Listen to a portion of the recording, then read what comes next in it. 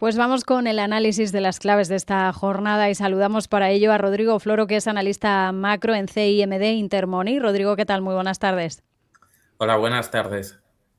Bueno, pues empezamos por el dato de IPC aquí en España. La inflación rompe 3 meses de estabilidad y ha vuelto a repuntar al 3,5% en julio por los combustibles y por la electricidad. La energía ya empieza a pesar. Estamos ya viendo el impacto del conflicto, sobre todo de que se haya prolongado, ¿no?, ese conflicto en Oriente Medio.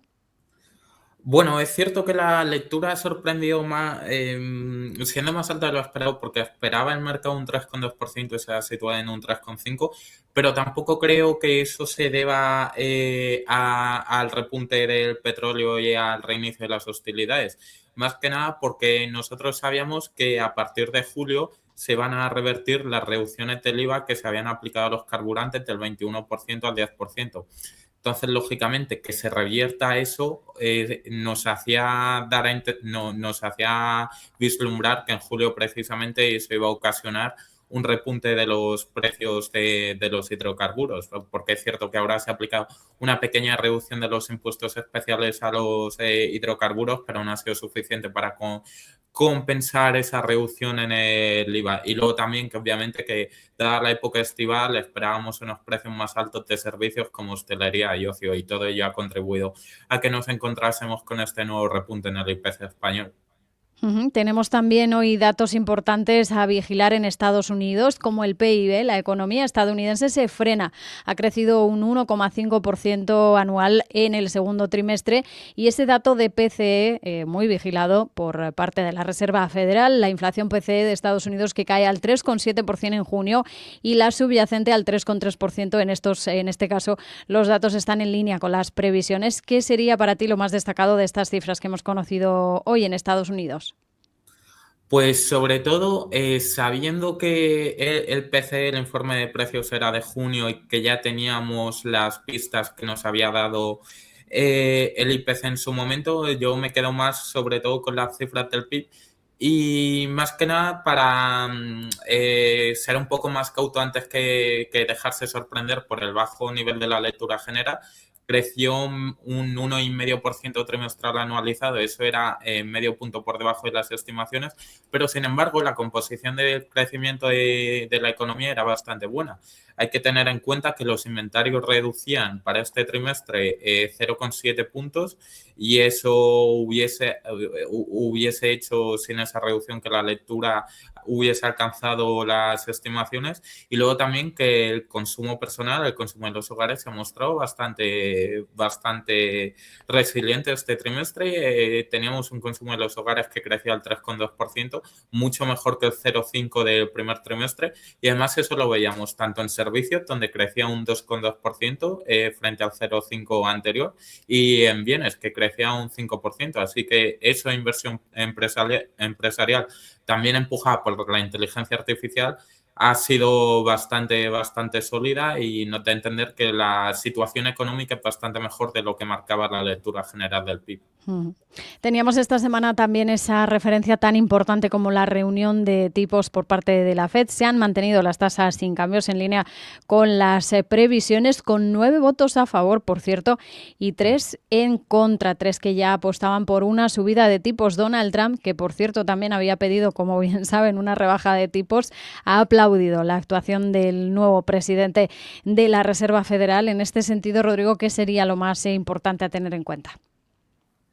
Hombre, pues sobre todo no dejarse llevar por la sobrereacción negativa del mercado, que yo creo, en mi opinión, que ha llegado casi a prácticamente a menospreciar la acción de la Fed y de Kevin Watts, cuando tenía bastante lógica que se mantuviesen los tipos de interés sin cambios para julio y esperar ya para septiembre, donde tendrá 2 informes de IPC adicionales, 2 informes de nóminas adicionales, y contarás con bastante más información. Entonces, yo creo que el mercado se ha tomado esta pausa como unas dudas sobre la credibilidad de la presidencia de Kevin Walsh, cuando sinceramente, dada los últimos datos que teníamos de la economía americana no parecía un escenario tan descabellado, sino que nos parece el más lógico que mantuviesen los tipos. Kevin Ward se enfocó en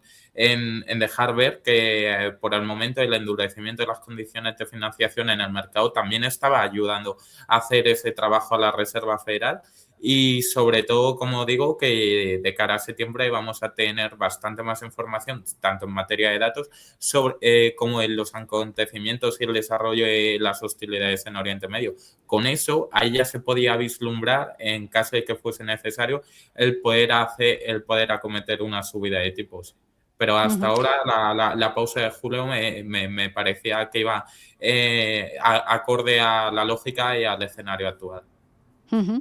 También estamos muy pendientes, evidentemente, de los precios del petróleo. Comentábamos la semana pasada ya pues, que es difícil hacer predicciones en este entorno con un estrecho de Hormuz donde siguen las hostilidades, pero ¿qué perspectivas manejáis desde Intermoney para el crudo?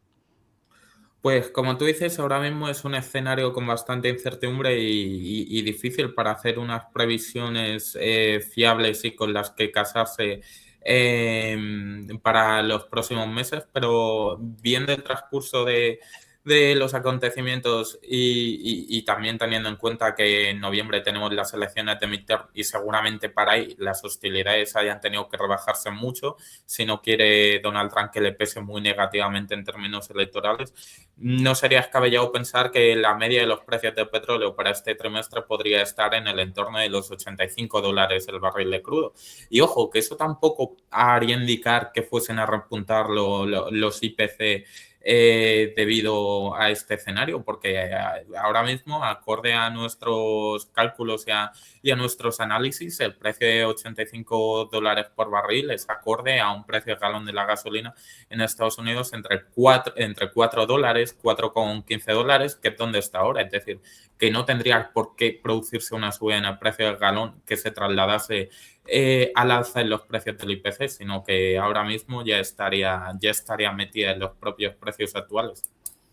También estamos hoy muy pendientes, Rodrigo, del comportamiento de grandes tecnológicas que han rendido cuentas en las últimas horas, como es Meta y Microsoft. Estamos viendo que están siendo la cara y la cruz después de presentar resultados, importantes subidas para Microsoft, importantes caídas para Meta. En este caso, ¿qué sería para ti lo que hay que tener en cuenta? ¿Cómo es o qué hay detrás de estas reacciones? Pues yo creo que lo básico es, aparte de que Microsoft ha mejorado las previsiones para el trimestre actual, tanto de crecimiento de negocio en la nube, que le está generando buenos márgenes, como de expectativas de ingreso, yo creo que la particularidad está sobre todo en las necesidades de gasto en inversión. Precisamente las proyectadas por Microsoft se han quedado por debajo de lo que estimaba el mercado y eso lo ha valorado positivamente el mercado. Y en Meta ocurría precisamente lo contrario, que obviamente la horquilla de inversión para este 2026 se quedaba por encima de lo que marcan las estimaciones y en un momento donde el mercado está muy receloso sobre la sobreinversión y el aumento del gasto en CAPEX que está produciéndose entre las tecnológicas, es lógico que penalizará esto. Y de hecho no había más que ver los flujos de caja que presentaban las dos compañías para este trimestre. El de Microsoft caía un 23% frente al segundo trimestre del año pasado, pero es que el de Meta caía un 90%.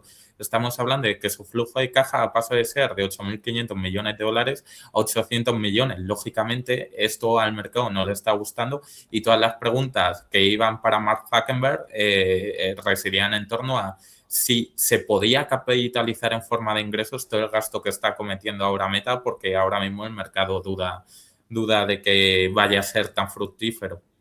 Ujú. También esta jornada tenemos ya al cierre otras dos tecnológicas de mucho peso como son Apple y Amazon.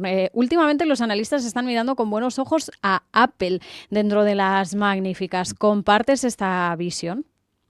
Sí, la verdad que sí, por algo que precisamente lastró a Apple el año pasado, que es en esta carrera de gasto en inversión y en la carrera de la inteligencia artificial, Apple se ha quedado a un lado en comparación con las otras como Meta que comentábamos anteriormente y eso le lastró en el precio de la acción el año pasado, pero precisamente le ha beneficiado este año. Se ha comportado sin ninguna duda como la mejor de las 7 magníficas y está avanzando en el año un 24-25%, mientras, por ejemplo, Amazon se ha quedado prácticamente estancada durante este año y precisamente se ha convertido en una especie de refugio dentro de ese sector tecnológico. A medida que han aumentado las dudas sobre las altas valoraciones y sobre el exceso de inversión en la infraestructura de inteligencia artificial, pues toda esta rotación, igual que le perjudicó el año pasado, este año le está beneficiando. Y para este trimestre esperamos que presente buenos resultados, que aumente los ingresos un 16, cerca un 15-16%, el beneficio un 18%, y que también presente un buen margen, aunque, ojo, lo que habrá que ver en el caso de Apple será precisamente la evolución de ese margen en estos próximos 6 meses debido al incremento de precio de los chips de memoria que está afectando a este tipo de compañías. Así que para los resultados de esta noche de Apple seguramente sea el aspecto a mirar. Pues precisamente miramos a otra de chips como es Qualcomm. Ha presentado cuentas también en las últimas horas, en este caso resultados mixtos que el mercado está recibiendo con caídas. ¿Qué visión tienes ahora mismo para Qualcomm en general, también sobre todo para el sector de semiconductores?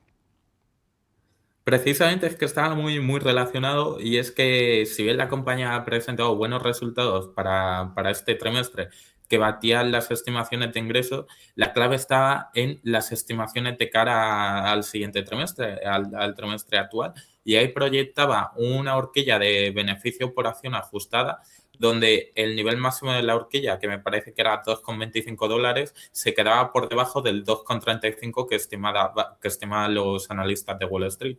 Y precisamente desde la compañía lo que advirtieron era que precisamente el sector de los smartphones está viéndose muy lastrado por este encarecimiento de los precios de los chips de memoria que está haciendo que la demanda de smartphones vaya a la baja y está lastrando a la compañía. Así que yo creo que es esto lo que debemos ver de buen momento actual, pero ojo con el trimestre siguiente, que se puede complicar. Y luego también que tenemos que tener en cuenta que las expectativas del mercado ahora mismo son altísimas. Precisamente hace 2 días teníamos de la empresa surcoreana de Inix los resultados y a pesar de que multiplicaba por 6 los ingresos, multiplicaba por 13 beneficio neto, pues se quedaba por debajo de las estimaciones.